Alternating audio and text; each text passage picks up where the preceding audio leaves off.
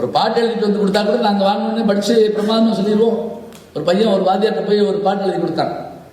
அவர் வாங்கணுன்னே கேட்டார், இது ஆசிரியப்பாவா, வெண்பாவா, வஞ்சிப்பாவா, கலிப்பாவா, விருத்தப்பாவான்னு.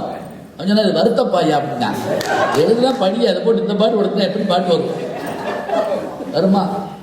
வாழைப்பழம் தமிழ்ல 3 லகம் இருக்குன்னு எத்தனை பேருக்கு தெரியும்? சொல்லுங்க. அப்படியா? என்னைக்கு சேர்த்தாங்க அப்படின்னு. பள்ளி குட்டுலகரம், பள்ளிக்கூடம் பொதுலகரம், வாழைப்பழம் சிறப்புலகரம். எங்க சொல்றோம்? இம்மை செய்தன மறுமைக்கு ஆம் எனும் அறவிலை வணிகன் அல்ல நான் எப்படின்னா ஒரு புலமை. அப்படின்னா என்ன தெரியுமா? இப்ப கொடுத்தா அடுத்த ஜென்மத்தில் நல்லா இருக்கலாம்னு சொல்லிட்டு சொல்லக்கூடிய ஆள் இல்லை என்னுடைய அரசன். அவன் கொடுத்துட்டே இருப்பான், எதிர்பார்க்காம கொடுப்பான். அதான் அவனுடைய சிறப்பு.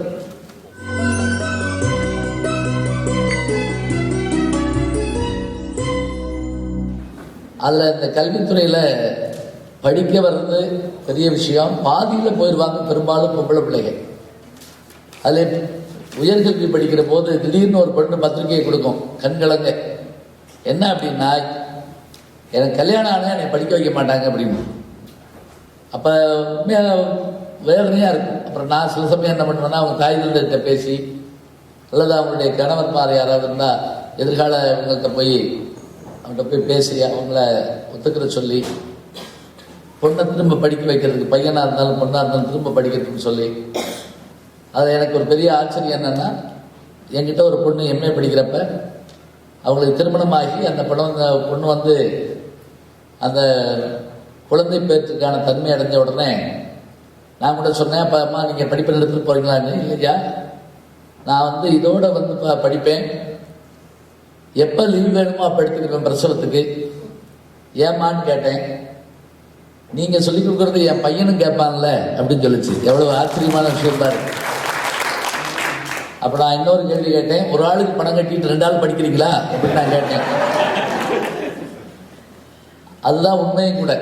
பிரகலாதன் உள்ளிருந்து கேட்ட செய்தியை நம்ம படிப்போம். ஓம் நமோ நாராயணாங்கிற மந்திரத்தை நாரதர் சொல்லி அந்த பெண்மணி கேட்டாங்கிற ஒரு செய்தியும், அபிமன்யு அங்கே சுபத்திரனுடைய வயிற்றில் இருந்த அந்த சக்கரவியூகத்துக்குள்ள போற வழியை சொன்னதை கேட்டதாகவும் நாம படிக்கிறோம். அப்ப குழந்தைக்கு கருவிலேயே கிரகித்துக் கொள்ளுகிற தன்மை இருக்கிற செய்தியை நம்ம தெரிஞ்சு வச்சிருக்கிறோம். அப்ப நான் பெருமையா சொல்லுவேன், எப்படி இவங்க தொடர்ந்து அந்த கல்வி படிக்கட்டும் அப்படின்னு. அதை இன்னைக்கு ட்ரெயின் அப் செய்யறாங்கிறப்ப எவ்வளவு பெருமையா இருக்குது. ஏன் அப்படின்னா, எத்தனையோ பெரிய பெரிய மேதைகள் எல்லாம் பாதியில் அவங்களுடைய படிப்பு பெற்ற அந்த மேதைகளுடைய வாழ்க்கை என்ன ஆயிருக்கு, அதைத்தான் அவங்க செய்கிறாங்க. அதே போல அன்றைக்கு கூட ஹியூஸ்டன்ல நடந்த போது காவேரியின் கதைன்னு ஒரு சின்ன டாக்குமெண்ட்ரி படம் ஒன்று போட்டு காமிச்சாங்க. அதில் அந்த குழந்தை படிக்க வர்றதுக்கான முயற்சி எத்தனை இருக்குது, இடையில் நிறுத்தின உடனே என்ன ஆகுதுங்கலாம் அருமையாக சொல்லி காமிச்சாங்க. அவருடைய அந்த நல்ல படிக்கும் ஆலய பணி அவங்க சொன்ன மாதிரி அதுக்கும் உங்களுடைய ஆதரவெல்லாம் அவங்க கேட்டாங்க. அதையும் நீங்கள் தந்துதவ வேண்டும். ஏன்னா இந்த உடம்புக்கு சாப்பாடு போடுறோம். இப்போ கூட அருமையான சாப்பாடு அவங்க வீட்டில் ஜீவா வீட்டில் சாப்பிட்டு வந்தோம். உடம்புக்கு சாப்பாடு போடுறோம், சரி, உயிருக்கு என்ன நீங்கள் போடுறீங்க அப்படின்னு திருவள்ளுவர் ஒரு கேள்வி கேட்குறாரு. உடம்புக்கு சாப்பாடு எல்லாம் சாப்பிடுவோம். 18 வகையான ஊரில் இருப்பாங்க, இந்த ஊரில் பார்த்துருப்பீங்க. அப்படியெல்லாம் நாக்கு கேட்கும். இந்த உடம்புக்கு என்ன செஞ்சிருக்க, உடம்புக்கு தெரியும். உயிருக்கு என்ன செஞ்சிருக்கேன்னு கேட்கிறார் திருவள்ளுவர். பாலிசி எடுத்திருக்கேன்னு சொல்லப்படாது. அதுக்கு நான் நிறைய பாலிசி எடுத்திருக்கேன். அவர் சொல்றாரு, உயிருக்கு என்னன்னா, இப்ப என் உடம்புக்குள்ள ஒரு உயிர் இருக்கு இல்லையா, அதுக்கு பேர் தான் ஞான சம்பந்தம், இதுக்கு பேர் இல்லை. அந்த உயிருக்கு நாம வந்து புகழ தரணும்னா அதுக்கு என்ன செய்யணுமா, கொடுக்கணுமா. ஈதல் இசைப்பட வாழ்தல் அது அல்லது ஊதியம் இல்லை உயிர்க்கு. நீங்க சாய்ஸ்ல விட்ட திருக்குறள் இது. ஸ்கூல்ல படிச்சிருப்பீங்க கட்டாயமா, அதை அதிகமா சாய்ஸ்ல விட்டுருப்போம். இல்லைன்னா அவர் சரியா சொல்லி கொடுத்துருக்க மாட்டார். ஆமா, ரெண்டுமே வச்சுக்கலாம். நமக்கு தெரிஞ்ச வரைக்கும் ஒரு தப்பு இல்லாம சொல்ற ஒரே திருக்குறள் அகர முதல் எழுதலாம் தான் நினைக்கிறேன் நான். என்ன காரணம்? இந்த குறளுக்கான பொருள் தெரிஞ்சுச்சுங்க. ஈதல் கொடுத்தல் அதுவே புகழுக்கு காரணம். இசைப்பட வாழ்தல், கொடுப்பதனால் பெறுகின்ற புகழ் இருக்கு இல்லையா, அந்த புகழ் நம்முடைய உயிருக்கு நாம் தருகிற ஊதியமா. அப்ப நம்ம உயிருக்கு ஏதாவது செய்யணும்னு சொன்னா இதை செய்யணும், தர வேண்டும். ஈத்துவக்கும் இன்பம் திருவள்ளுவர். இன்னொரு வார்த்தை ரொம்ப பயங்கராதீங்க, என்னடா மத்தியான நேரத்தில் இவர் வந்து பாடம் நடத்திக்கிட்டு இருக்காரு அப்படின்னு. நல்ல விஷயங்கள் தான். ஈத்துவக்கு முன்னாடினோம்னா கொடுக்குறப்ப 2 சந்தோஷம் இருக்குங்கிறாங்க. ஒன்று கொடுக்குறப்ப ஏற்படுற சந்தோஷம், இன்னொன்று வாங்குறவனுடைய முகத்தை பார்த்த உடனே நமக்கு மகிழ்ச்சி வரும். அது ரொம்ப பேர் பார்த்துருக்க மாட்டோம். நல்ல சாப்பிட்றவங்களை பார்த்தா பரிமாறுறவங்களுக்கு ரொம்ப மகிழ்ச்சியா இருக்கு. எது வச்சாலும் வேணாம் பாய்ங்க. சில பேர் எரிச்சா இருக்கு பரிமாறு. விருந்துக்கு போய் வியாதிக்கார பக்கத்தில் உட்காரக்கூடாது பாய்ங்க. அப்படிலாம் என்ன தெரியுமா, நான் ஒரு தடவை அப்படி மாட்டினேன். நல்ல அருமையான சாப்பாடு பரிமாற வர்றாங்க. முதல்ல ஜிலேபி கொண்டு வர்றாங்க, இந்த பக்கம் சுகரு வேணான்ட்டாரு, எனக்கு வைக்காம போயிட்டாங்க. இங்கிட்டு இருந்து வருது, இவர் வேணாம்ட்டாரு, எனக்கு வைக்காம போயிட்டாங்க.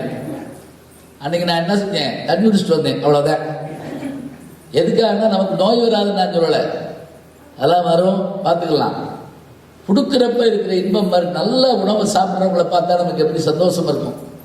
அது மாதிரி தரக்கூடியவர்கள் கொடுக்கறது என்ன பழக்கம் தெரிஞ்சு வச்சுக்கோங்க. சிலது பழகனா வந்துடும், சிலது பாரம்பரியத்தில் வரணும். எதெல்லாம் பழகனா வரும்? சித்திரமும் கைப்பழக்கம். அடுத்த வரி தெரியுங்களா? செந்தமிழும் நாப்பழக்கம். நானே சொல்லிடுறேன், ஏன்னா நீங்க படக்குன்னு மணியை பார்த்து எந்திரிச்சு போக கூடாது. அப்படியே கேள்வியில கேப்பாக்கி போட்டிருக்கேன் அப்படின்னு. கேள்வி கேட்கறது எதுக்காகனா, நீங்களும் என்னோட வர்றீங்களான்னு பார்த்துட்டாங்க, வேற ஒன்றும் இல்லை. ஏன்னா நம்ம வாட்டுக்கு ஆடு கொட்டா விட்டு உட்காந்துக்க கூடாது. நான் வகுப்புல பார்த்துருக்கேன், சில பேர் கடிகாரத்தை பார்த்துட்டு இருப்பான், சில பேர் கலட்டி ஆட்டி பார்ப்பாங்க, ஓடுதான் ஓடலையா. ஒரு 2 மணி நேரம் கடிகாரத்தை பார்த்துட்டு காலண்டரை பார்த்துருக்காங்க, எத்தனாம் தேதி வந்தாண்டாள் அப்படிங்கிற மாதிரி.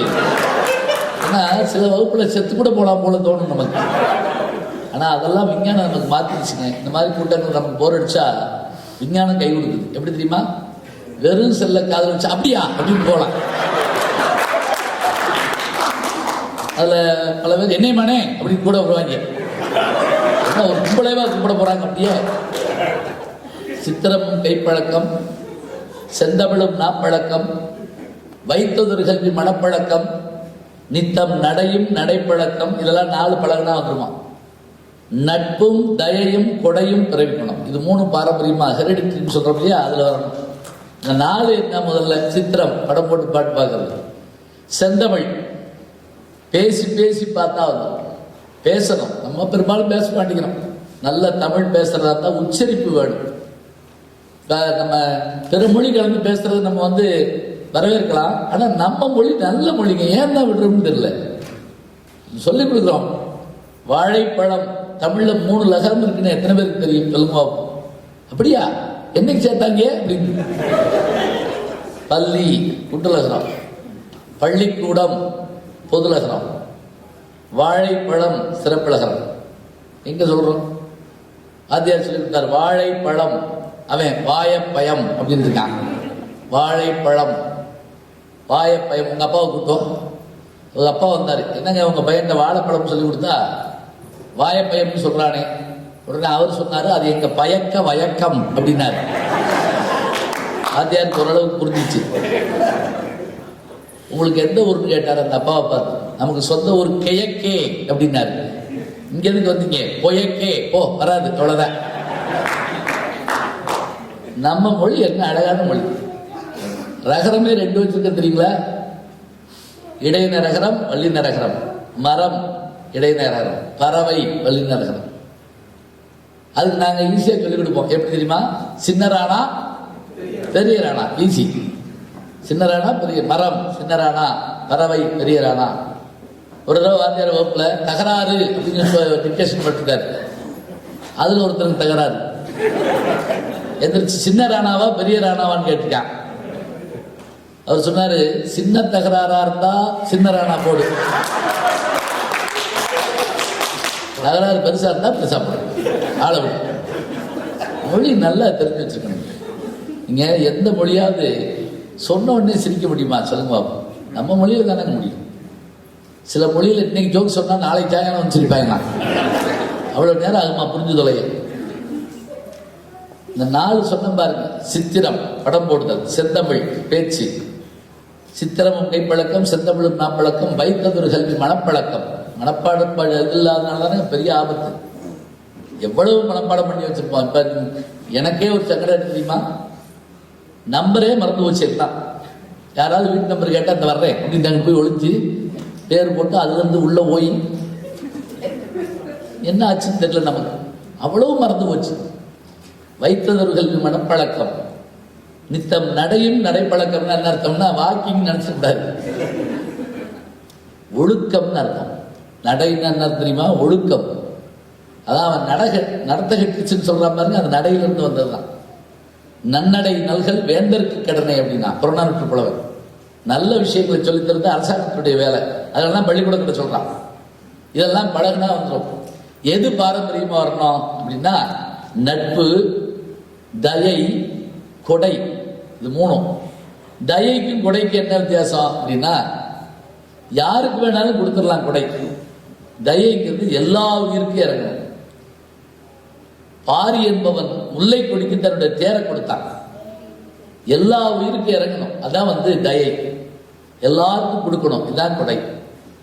நான் அழகா சொன்னா, ஒரு பணக்கார வீட்டு வாசல சேர் போட்டு உட்காந்துருந்தாரு. அந்த பக்கமா போன ஒரு பிச்சைக்காரன், ஐயா கொஞ்சம் சோறு கொடுக்க அப்படின்னா. இல்ல போ அப்படின்னாரு. 1 ரூபா கொடுக்க ஐயா, கிடையாது. ஒரு கிழிஞ்ச வேண்டி இருக்குமா, இல்ல. அப்ப வாங்கியா பிச்சை எடுப்போம் அப்படின்னா. நான் கேட்கிற எதுவுமே ஒன்றை கிடையாது. நீ எதுக்கு சேர் போட்டு உட்காந்துருக்க? சரிதா?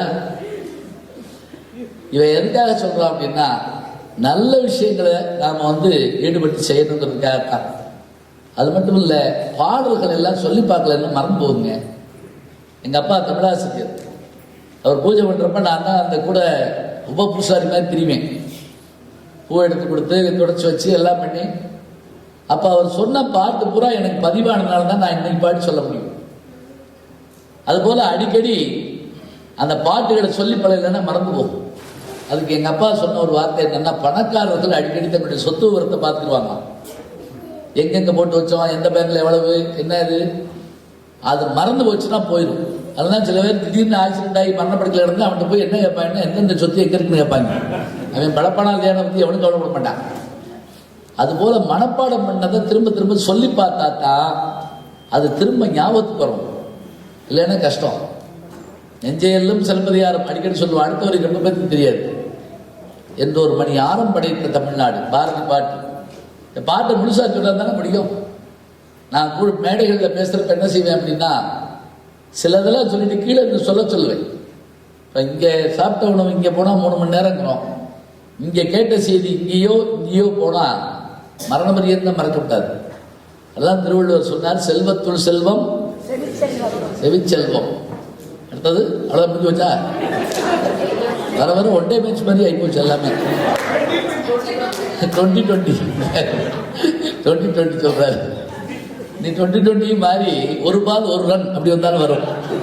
அப்புறம் அதையும் மாற்றி டாஸ்ல ஜெயிச்சவன் போ அப்படின்னு அப்படி வந்தா ரொம்ப சந்தோஷமா இருக்கு நமக்கு. ஒன்றும் இல்லை, வெட்டிக்கு ரொம்ப ஈஸியா இருக்கு. செல்வத்துள் செல்வம் செவிச்செல்வம். அச்செல்வம் செல்வத்துள் எல்லாம் கலை. அதுக்கு என்ன அர்த்தம்னா, செவிச்செல்வம்னா வைரத்தோடு போட்ட காதுன்னு நினைக்கப்படாது. மெய், வாய், கண், மூக்கு, செவின்னு 5 புலன்கள்ல செல்வத்தை நுகர்றோம். ஆனா காதல கேட்ட செல்வம் மட்டும்தான் எப்பயும் நிலையா இருக்கும். ஹெலன்கள்ல பிறந்த போது அழகான கை குழந்தை. 18வது மாதத்துல அந்த குழந்தைக்கு ஒரு முறைக்காய்ச்சல் வந்தது. அதனுடைய என்ன சிரமம் தெரியுமா, கண் பார்வை முதல்ல போச்சு, காது கேட்காதனால வாய் போச்சு. 3 உறுப்பும் அடிபட்டு போச்சு அந்த பெண் குழந்தைக்கு. ஆனா அவங்க தாய் தந்தையர் அந்த குழந்தைய அருமையா வளர்த்து ரயில் முறையில் அதுக்கு சொல்லிக் கொடுத்து பெரிய கவிஞராக, தொலைக்காட்சியினுடைய எழுத்தாளராக அந்த அம்மா இருந்தாங்க. அந்த அம்மாட்ட கூட ஒரு பேட்டியில எழுதி கொடுத்து கேட்கிறாங்க, கடவுள் ஒருவேளை தோன்றி உங்க முன்னாடி காது வேணுமா, காதனுடைய புலன் வேண்டுமா, கண் பார்வை வேண்டுமா, வாய் பேச வேண்டுமா என்று எது கேட்டால் நீங்க எதை கேட்பீங்க? முதல்ல 3 வேணும்னு கேட்கறது இருக்கட்டும், எது முதல்ல கேட்பீங்க? இப்போ நம்மளாக இருந்தால் என்ன செய்வோம்? முதல்ல கண்ணு தான் சொல்லுவோம். எக்கச்சக்கமான டிவி தொடர் பார்க்காம விட்டேன். அல்லது வாய் சொல்லுவோம், எக்கச்சக்கமான பேர் வையாம இருக்கேன் அப்படின்னு. அந்த மாதிரி சொன்னாங்க. செவினாங்க, செவி உள்ளவர்கள் கேட்க கிடவீர்னாங்க. இங்கே தான் உட்காந்துருப்போம், செவியில் உட்கார்ந்து அருமையாக கேட்போம். ஆனால் நம்ம கேட்டுக்கிட்டு இருக்கோமான்னு நம்ம பேருக்கு தெரியாது. நம்ம ஊருக்கு இந்த ஊரில் பரவாயில்லைங்க, செருப்பு போட்டு உள்ளே வந்துடுறோம். சில வீடு கல்யாண வீடுகளில் செருப்பை வெளியே போட சொல்லி பாதி உயிர் அங்கே தான் இருக்கு. போயிட்டு ஓடியா இருக்கும். ஒரு கோயிலில் பார்த்தேன், முருகன் இங்கே இருக்காரு, ஒரு ஆள் செருப்பை வெளியே போட்டு ஓடிட்டு ஓடியாராரு. கடைசியில் முருகன் நின்று செருப்பு கும்பிட்டுக்கிட்டு இருந்தார். அப்படியே அதில் அப்புறம் கூட இருந்தவருக்கு கேட்டார், ஏன் இப்படி ஓடிட்டு ஓடியாராங்க? 500 ரூபா செருப்பு போயிடுச்சுன்னா அப்படின்னாரு. உடனே அவர் சொன்னார், அதுக்கு தான் நான் என்ன பண்ண தெரியுமா, பக்கத்தில் வச்சுட்டு உள்ள வந்துட்டேன் அப்படின்னாரு. இங்கே வச்சிருக்காரு செருப்பு, அது விட நல்லதுங்கிற மனசு நிம்மதியாக இருக்கு இல்லையா? அந்த திருக்குறள் எதுக்கு சொன்னேன், இந்த ஹெலன் கெல்லர் கேட்ட மாதிரி செவிக்கு அவ்வளோ முக்கியத்துவம். அதனால தான் செல்வத்தில் செல்வம் செவி செல்வம். தமிழ்நாட்டு கிராமத்தில் பெரிய கூட்டம் பேசுகிறப்ப பட்டிமன்றத்துக்கு எக்கச்சக்கமான கூட்டம் உட்காந்துருக்கு, பெண்கள் அதிகம். செல்வத்துள் செல்வம் அப்படிங்கிறேன், ஒரு அம்மா திருமதி செல்வம் அப்படிங்குது. திருவள்ளுவர் கேட்காம போயிட்டார். இருக்கட்டும், என்ன விஷயத்துக்காக சொல்றோம்னா, செவிப்புலன் அவ்வளவு முக்கியமான ஒண்ணுங்க. என்னுடைய அருமை நமக்கு தெரியும்.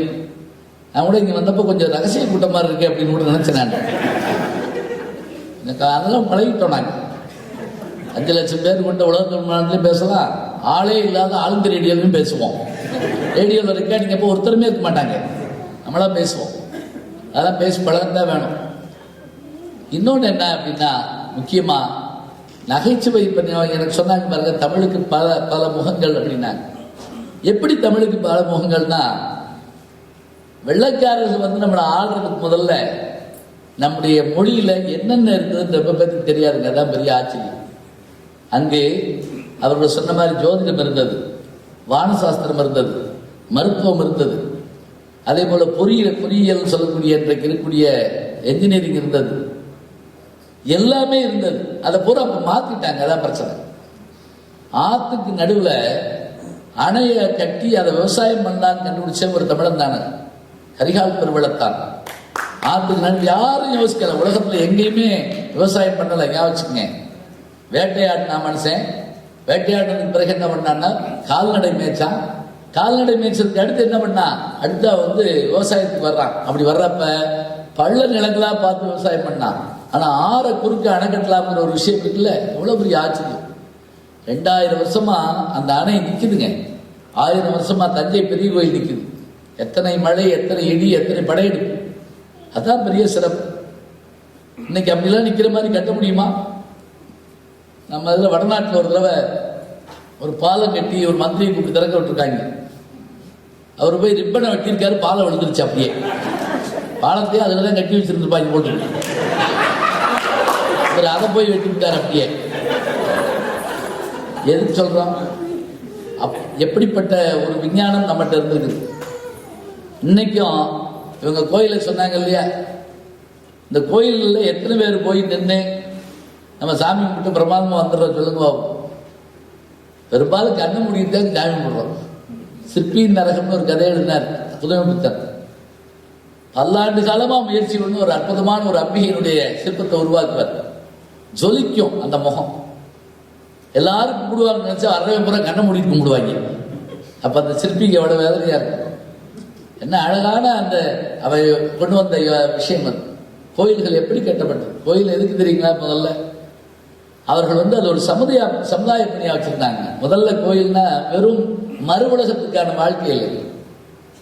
இம்மை செய்தன மறுமைக்கு யாம் எனும் அற விலை வணிகன் அல்லனா எப்படின்னா ஒரு புலமை. அப்படின்னா என்ன தெரியுமா? இப்ப கொடுத்தா அடுத்த ஜென்மத்தில் நல்லா இருக்கலாம்னு சொல்லிட்டு சொல்லக்கூடிய ஆள் இல்லை என்னுடைய அரசன். அவன் கொடுத்துட்டே இருப்பான், எதிர்பார்க்காம கொடுப்பான். அதான் அவனுடைய சிறப்பு. அப்ப அவனுடைய பெருமையை சொல்றாங்க. கோயில்களுடைய சிறப்பு என்னன்னா, கோயில் எதுக்கு கட்டினான்னு தெரிஞ்சு வச்சுக்கங்க. ஒன்று முதல்ல எடுத்துங்க, கோயில்கள் முதல்ல அந்த காலத்துல தனியா மெடிக்கலுக்கு தனியான இடம் கிடையாது. அதாவது இன்னைக்கு இருக்கக்கூடிய இந்த மாதிரி டாக்டர்களோ மருத்துவர்களோ மெடிக்கல் ஷாப்போ கிடையாது. ஆலயம் தான், கோயில் தான் மருந்து தர்ற இடம். ஆதூர சாலைன்னு அதுக்கு பேர். ஆதூர சாலை என்னன்னு தெரியுமா? நந்தவனம் அமைச்சு அந்த நந்தவனத்திலிருந்து வரக்கூடிய மூலிகைகளை வச்சு அதை வச்சு தான் மருந்து கொடுப்பாங்க. அதனாலதான் இன்னைக்கு கூட கிராமத்துல அம்மா பார்த்துருச்சுன்னா மாரியம்மன் கோயிலில் போய் அந்த வேப்பல தீர்த்தம் வாங்கிட்டு வருவாங்க. அது பழைய நம்பிக்கை. அது ஆதூர சாலை ஒண்ணு. ரெண்டாவது, எங்க போனாலும் ஹோட்டலா இருந்துச்சு இல்ல. அது இப்பெல்லாம் நம்ம ஸ்டார் ஹோட்டல் தான் போறோம். பெரும்பாலும் ஸ்டார் ஹோட்டல் என்ன தெரியுமா? எல்லா லைட்டையும் அப்படி இருட்டில் உட்காந்துருக்காங்க. யாரு உள்ள வர்றான்னு யாருக்கும் தெரியல. அது போன உடனே கண் கலக்கிற மாதிரி என்ன செய்யறான்னா, ஒரு 5ஆம் கிளாஸ் பாட புத்தகம் மாதிரி ஒரு இங்கிலீஷ் புத்தகம் கொடுக்குறான். வாங்கி கண்ணீர் விடுறாங்க சில பேர். ஏன்னா லைட்டோ 0 வாட் பல்பு, அதுவோ முழுக்க இங்கிலீஷ். ஒருத்தர் ரொம்ப நேரம் பிரட்டி 4ஆம் பக்கம் கடைசி இது கொண்டு வா அப்படின்னா அந்த பேரர் சொன்னாரு, அது பிரஸ் நேம், வேற கேளுங்க அப்படின்னு இருக்காரு. ஜெயராம் பிரிண்டர்ஸ் போட்டுருக்காங்க கீழே. அவன் அதைத்தான் என்ன கடைசியில் தான் நல்லதை போடுவாங்க. அப்புறம் ரொம்ப நேரம் யோசிச்சு பார்த்து அவர் சாப்பிட்றது கொண்டு வா அப்படின்னு இருக்கான். அது எச்சி வேற கொண்டு வர. சரி போ இருக்கட்டும். அன்னைக்கு சாப்பாடு போடுவதற்கான இடம் யார் வந்தாலும் எங்க கோயிலில் சாப்பிடலாம். சாப்பாடு வயிற்றுக்கு சோறுகள் வேண்டும் இங்கு வாழும் மனிதருக்கெல்லாம் தான் பாருங்க. இந்த இடத்துல காமிச்சாங்க ஒரு ஆள்ட்டாங்க, சாப்பாடு போடு. நீங்க 1000 தான் இருக்கட்டும், 3 நாள் பட்டினியா எடுக்கிறவன்ட்டு நீங்க ஏதாவது ஒரு மந்திரங்களையோ வேதங்களையோ நல்ல பாட்டையோ இசையோ சொன்னா என்ன செய்வான்? ஐயா செத்து கூட போறேன், சோறு போடு, எதுக்கு இந்த பாடுபடுத்துற நீ கேட்பான்ல. அதை கண்டுபிடிச்ச ஒரு காமராஜாங்க முதல்ல என்ன பண்ணாரு தெரியுமா? ஏன் மத்தியான பள்ளிக்கூடத்துக்கு பிள்ளைய இல்லைங்கிறது தெரிஞ்சுக்கிட்டு அந்த மதியான சாப்பாடுங்கிற உணவை, மதிய உணவை கொண்டு வந்த பெரிய ஆளு. ஆச்சரியம் தெரியுமா? அவர் பள்ளிக்கூடமே போல, 6ஆம் கிளாஸ் வரைக்கும் தான் படித்தார். அடுத்து அதவே சத்திரமா மாத்தினார்ல எம்ஜிஆர் அவர்கள். அவர் 3ஆம் கிளாஸ்ல படித்தார். பாருங்க, ரொம்ப படிக்காட்டு நல்லா யோசிப்பாங்க போட்டுருக்கு. ஏன்னா ரொம்ப படிச்சா யோசிக்க நாங்கள் விட மாட்டோம் அப்படி ஒன்று இருக்குல்ல. கல்லூரிகளில் பாடத்திட்டத்துக்குள்ள ட்ராக்ல தானே ஓடணும், அதுக்கு மேலே போக முடியாது. ஒரு பாட்டு எழுதிட்டு வந்து கொடுத்தா கூட நாங்கள் வாங்கணுன்னே படிச்சு பிரமாதமாக சொல்லிடுவோம். ஒரு பையன் ஒரு வாத்தியார்ட்ட போய் ஒரு பாட்டு எழுதி கொடுத்தான். அவர் வாங்கணுன்னே கேட்டார், இது ஆசிரியப்பாவா, வெண்பாவா, வஞ்சிப்பாவா, கலிப்பாவா, விருத்தப்பாவான்னு. அவன் சொன்னா இது வருத்தப்பாயா அப்படின்னா. எழுதுனா படி, அதை போட்டு இந்த பாட்டு கொடுத்தா எப்படி பாட்டு வரும்? வருமா? இப்ப பாருங்க, ஆதூர சாலை மருத்துவம், உணவு 2, 3வது பண்பாட்டு இடம் அங்கதாங்க. கலை, இசை, ஓவியம், நாட்டியம், சிற்பம், எத்தனை வகை இருக்கு. மறந்துடாம சில கோயில்களுக்கு போறப்ப சில விஷயத்தை பார்த்துவாங்க. என்ன அப்படின்னா, கிருஷ்ணாபுரம்னு ஒரு இடம் இருக்குது. திருநெல்வேலி போற வழியில, திருநெல்வேலியிலிருந்து திருச்செந்தூர் போற வழியில ஸ்ரீவைகுண்டத்துக்கு முன்னாடி கிருஷ்ணாபுரம் ஒரு இடம் இருக்கு. அந்த கிருஷ்ணாபுரம் கோயில்ல இருக்கக்கூடிய சிற்பச்சாலையை நீங்க பாத்தீங்கன்னா அசந்து போகும். அவங்க சொன்ன மாதிரி அது ஒன்றும் உள்ள போனா பயமா தான் இருக்கு. எந்த நேரத்தில் பார்த்தாலும் பயமா தான் இருக்கு. ஆனா வெளிநாட்டுக்காரன் வந்து அதை கவனமா எடுத்து போறான். அதுல இந்த மன்மதன் ரதி சிலை இருக்கு இல்லையா? நீங்க தாடி கொம்புன்னு ஒரு இடம் இருக்குது இதுல திண்டுக்கல் பக்கத்துல, தாட்டே கொம்பே அந்த ஊர் பேர். தாடி கொம்பு நிறைய பனைமரங்கள் நிறைஞ்ச ஊர்னு அர்த்தம். அங்க இந்த மன்மதன் ரதி சிலை இருக்கு இல்லையா? என்ன அழகுங்கிறீங்க. அதுல ஒரு ஆச்சரியம் என்னன்னா, இந்த ஒரு தூண்கிட்ட இருந்து, இந்த ரதி இருக்கிற தூண்கிட்ட இருந்து மன்மதனுடைய முகத்தை பார்த்தோம்னா முகம் தெரியுங்க. ஆனா மன்மதனுடைய அந்த தூண் சிலைட்டு இருந்து பார்த்தா ரதி முகம் தெரியாது. ஏன் தெரியுமா? பெண்கள் எப்பவுமே யாரையாவது பார்க்கணும்னா நேருக்கு நேரம் வந்து திருக்கிட வைக்க மாட்டாங்களா, ஒளிஞ்சு நின்று பார்ப்பாங்க. பார்த்தால் ஒருவன் முகம் பார்க்க வேண்டும், அவன் பாராது போதும் இல்ல பார்க்க வேண்டும். என்ன ஆசை? பாவையன் முகத்தை பார்த்தார் ஒருவர், நான் அதை பார்க்கவில்லை. பாசமலர் நினைக்கிற ஒரு படம். ஆடி முடிந்தது ஆவணி வந்தது, பாடி பைங்களில் உள்ளம் நிகழ்ந்ததுன்னு அந்த பாட்டு வரும். இந்த பார்க்குறப்ப மறைஞ்சிருந்து பார்க்கறது வழக்கம்ங்கிறதா. அதனால கணாசரை போட்டு மறைந்திருந்தே பார்க்கும் மர்மம் என்ன, அழகன் மலையழகா இந்த சிலை அழகா என்று. அவங்க ஜீவா அவர்கள் இங்கே ஒரு முறை நான் அழைச்சிட்டு போயிருந்தாங்க பத்மினி அவர்களை பார்க்கறதுக்காக.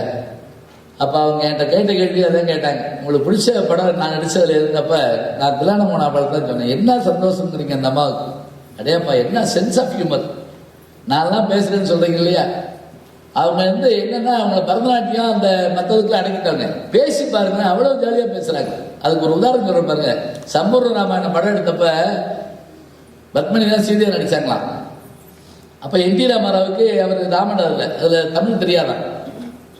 அதனால் என்ன பண்ணிருக்காங்க, ஒரு ஆள் அனுப்பி அவருக்கு தமிழ் சொல்லிக் கொடுக்குறதுக்கு ஒரு ஆள் அனுப்பி விட்டுருக்காங்க. 15 நாள் கழிச்சு அவன் தெலுங்கு பேசிட்டே வந்திருக்கான்.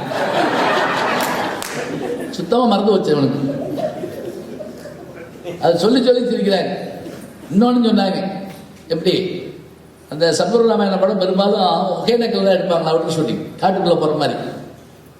அப்போ சீதை ராமனும் அந்த பாறையில் உட்காரணும். மத்தியானம் வெயில் எடுப்பாங்களா, அப்பெல்லாம் பெரிய ஃபுல் கேமரா கிடையாது. அப்போ அந்த பாறையில் உட்காந்து சுடு பாறையில் அவர் சீத்தே சீத்தேன்னு இருப்பாராம். இந்த அம்மா ஏன் உட்காந்து தொலையா, அந்த ராவணனே தேவலாம் அப்படிங்குமா. அது கேட்டால் எவ்வளவு ஆச்சரியமான, ஏன்னா நம்ம பார்த்தா நமக்கு வெளியே தெரியலங்க என்னென்ன கஷ்டங்கள் இருக்குங்கிற விஷயத்த சொல்கிறேன். இப்போ நான் அந்த சிற்பங்களை எதுக்கு சொன்னேன்னா, கிருஷ்ணாபுரம் சிற்பம் எதுக்கு சொன்ன தெரியுமா? அங்கே அந்த மன்மதன் கையில் இருக்கக்கூடிய வில்லு என்ன தெரியுமா? கரும்பு தான் வில்லு, அரும்பு தான் மலர், சுரும்பு தான் அதில் வைக்கக்கூடிய பானம். கரும்பு அரும்பு சுரும்புனாலே ஏதோ நான் வந்து கீராஜேந்திரன் மாதிரி பேசுறேன்னு நினைச்சிட வேண்டாம். அது என்னன்னா, அவன் கையில் என்ன வில்லு வச்சிருப்பான்னா கரும்பை வில்லாக்கி மலர் அம்பு வச்சு வண்டுகள் தான் நானா இருக்கும் அப்படியே. அது நீங்கள் எங்கே பார்க்கணும்னா ஸ்ரீவில்லிபுத்தூர் போகணும். ஆண்டாள் பிறந்த கோதை பிறந்த ஊர், கோவிந்தன் வாழும் ஊருக்குனா இல்லையா, அந்த ஆண்டாள் ஊருக்கு பிறந்த ஊருக்கு போனீங்கன்னா அங்கே இருக்கிற அந்த கண்ணாடி மண்டபம்னு ஒன்று இருக்குது. ஓடிட்டு ஓடிட்டு ஒடியா இருக்காது. ஒரு தடவை கொடைக்கானல்ல அருமையான நில ஒளியில என்ன அழகா இருக்குது நிலவு, இரவு, அந்த பனி, நிறைய மலர்களுடைய வாசம். கூட வந்து எல்லாரும் நான் கூப்பிடுறேன், இங்க வாங்க, என்ன அழகா இருக்கு இலவு, இரவு, நிலவு எல்லாம் என்ன அழகா இருக்கு, வாங்க அப்படின்னு கூப்பிடுறேன். ஒரு ஆள் வரமாட்டீங்க, வெட்டி ஒளி முடிய போகுது அப்படிங்கிறாங்க. அங்க போய் சீரியல் பார்த்துட்டு இருக்காங்க உட்காந்து. நம்ம என்ன சொல்றது? அதாவது அனுபவிக்க வர முடியல. அங்க ஸ்ரீவில்லிபுத்தூர்ல சொன்ன பாருங்க. அது மாதிரி அந்த கிருஷ்ணாபுரம் சிற்பத்தில் என்ன முக்கியமானதுன்னா, அந்த கரும்பு இருக்கு இல்லையா, அந்த கரும்புல மேல உச்சியில இந்த முதல்ல கல்லுல கணுவா செஞ்சிருக்கிறான். கல்லு கரும்பு மாதிரியே இருக்கு, அப்படியே ஒடிச்சு தின்னு உள்ள போல தோணுது. அதுல அந்த கைடு என்ன பண்ணாரு, அந்த வழிகாட்டி அந்த மேல அப்படி லேசா அப்படி ஊதிட்டு ஒரு சின்ன கடுகளவு ஒரு கல் எடுத்து அந்த கரும்புனுடைய மேல ஒரு சின்ன ஒரு துவாரத்தில் அப்படி போட்டாரு. அப்படியே ஒளியாந்து கீழே விழுந்துச்சு. என்ன தெரிஞ்சு வச்சுக்கோங்க, முழு கரும்பு மாதிரியான கல்லு, அந்த கல்லுல ஒரு சின்ன துவாரம். என்ன டெக்னாலஜி நம்ம இருந்திருக்கு யோசிச்சு பாருங்க. ட்ரில்லர் போடுறோம்ல இன்னைக்கு. நான் அந்த கைடுகிட்ட கேட்டேன், எதை வச்சு போட்டிருப்பாங்க இதை? இன்னைக்கு நம்ம ஒரு ஊசி அளவு தான் இருக்குது எப்படி. அப்போ அவர் சொன்னார், எங்க தாத்தா எனக்கு சொல்லியிருக்காரு, என்ன பண்ணுவாங்கன்னா அப்படி ஓட்ட போடுறதுக்கு லேசா கல்லை இது பண்ணிட்டு கருவிக்கு மாதிரி சுரண்டி எடுத்துட்டு தேனும் சர்க்கரையும் வைப்பாங்களாம். எறும்பு உள்ள போயிட்டே இருப்பாங்க. அப்படியே எறும்பு ஊற கல் தேயும் சொல்றோம் இல்லையா, இது ஒரு டெக்னாலஜி நம்மகிட்ட இருக்கு. இதை நீங்க எங்க படிக்க போறீங்க? நம்ம பெரும்பாலும் உள்ள பாடத்தையே படிக்க நமக்கு நேரம் கிடையாது. நம்ம படிச்ச திடுக்குன்னு ஏதாவது கேள்வி கேட்டா பூரா மறந்து போகுது. அப்படியே இந்த கல்யாணம் ஆகி வர்ற பிள்ளைகிட்ட வாசப்படியில் வந்து வலதுகால் கத்துவாங்க. அந்த பிள்ளைக்கு எது வலதுகால் மறந்து போகும். சில பிள்ளைங்க 2 காலையும் தம்பி உள்ள போயிருக்கேன் ஓ அப்படின்னு சொல்லி. ஏன்னா திடுக்குன்னு கேள்வி கேட்டா நமக்கு ஞாபகம் வராது இல்லையா. இப்ப இது தெரிஞ்சு வச்சுக்கோங்க, இந்த டெக்னாலஜி நம்மகிட்ட இருக்கு. அன்பிற்கினிய யூடியூப் நேயர்களே, நீங்கள் என்னோடு இன்னும் நெருக்கமாக தொடர்ந்து வர வேண்டும் என்று சொன்னால் இன்ஸ்டாகிராம், ட்விட்டர் போன்ற பதிவுகள்லையும் என்னை நீங்கள் தொடருங்க. பின்தொடர்ந்து வாருங்கள். நாம் எல்லோரும் முன்தொடர்ந்து செல்வோம்.